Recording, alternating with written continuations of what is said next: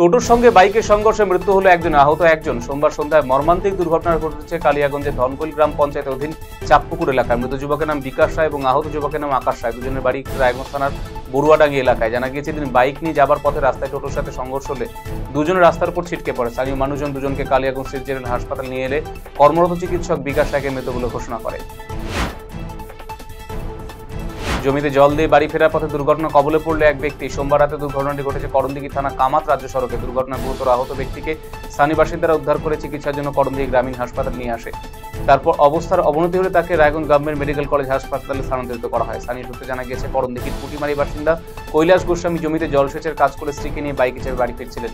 পথে 12 নম্বর জাতীয় সড়কে পেছন থেকে একটি লরি ধাক্কা মারলে দুর্ঘটনা কবলে পড়েন তিনি।